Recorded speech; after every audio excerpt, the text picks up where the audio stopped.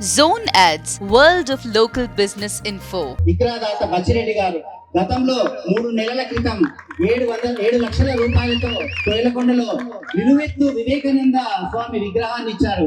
అదేవిధంగా పేద పిల్లల చదువుల కొరకు MBBS అవుతున్న కొంతమంది విద్యార్థులకు ఆర్థిక సహాయం చేశారు. అదేవిధంగా 10వ తరగతిలో ప్రతిభా అవార్డులు పొందినటువంటి విద్యార్థులకు మొత్తం ప్రతిభ ఎంతమంది జిల్లాలో ఉంటే అంత విద్యార్థులకు ప్రతిభా అవార్డులు ఇవ్వడం జరిగింది. ఈ వందే మాతర ఫౌండేషన్ కు జిల్లా కన్వీనర్ గా ఉంటూ సొంత వ్యాపారమైన హైదరాబాద్ లో ఉంటూ వాళ్ళ రాజకీయంగా కూడా సేవలు అందిస్తున్నటువంటి కల్పనా బచ్చిరెడ్డి గారు 2 మాటలు మాట్లాడాల్సిందిగా కోరుచున్నాను.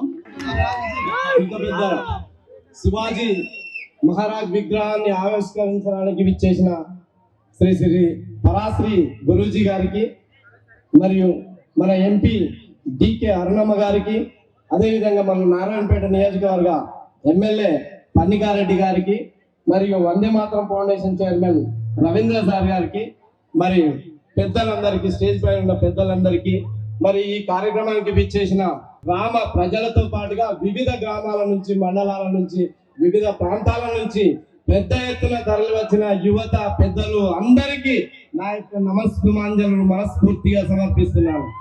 ఇంత పెద్ద ప్రోగ్రాం ఏర్పాటు చేయడానికి ముందుకు రాంపూర్ గ్రామ యువత నా దగ్గరికి 3 నెలల కింద వచ్చినప్పుడు ఈ కార్యక్రమం అంటే మరి నేను కూడా ఒక పార్టీలో ఉన్నా, కానీ అది తర్వాత ముందు ఒక హిందువుగా మరి ఆ ఛత్రపతి శివాజీ యొక్క విగ్రహం నాకు అవకాశం కల్పిస్తున్నారు కాబట్టి ఇంకొకటి ఆలోచించకుండా ఈ నిర్ణయం తీసుకున్నా కాబట్టి వీళ్ళు అంతకుముందే ఈ యొక్క బుర్జుకు సంబంధించి చాలా ఏర్పాట్లు చేసిండ్రు.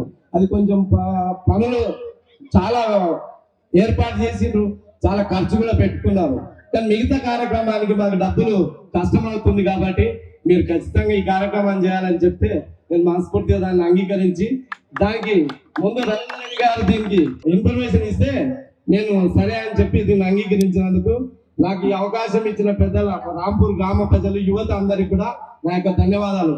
మరి వారి యొక్క విగ్రహాన్ని మనం ఆవిష్కరించుకున్నాం, కానీ విగ్రహం ఆవిష్కరించుకున్నప్పుడు నిత్యం ఆ విగ్రహాన్ని చూస్తే వారు ఆచరించిన విధానాలు, మన ధర్మాన్ని కాపాడడానికి వారు పోరాడిన ప్రతిమ, అదేవిధంగా ఎన్నో రకాల కార్యక్రమాలు, మరి పుస్తక రూపేణా మరి వారి విగ్రహాలు చూసినప్పుడైనా మనం మనస్ఫూర్తిగా స్ఫూర్తి పొంది మన నిత్య జీవితానికి అన్వయించుకోవాలని చెప్పి నా యొక్క అభిప్రాయం.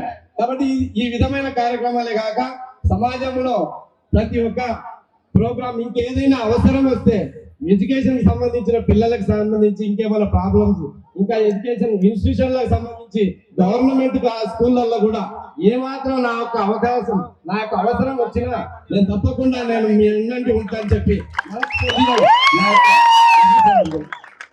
ఈ అవకాశం ఇచ్చిన పెద్దలందరికీ ధన్యవాదాలు. Subscribe to our channel, click the bell icon and select all.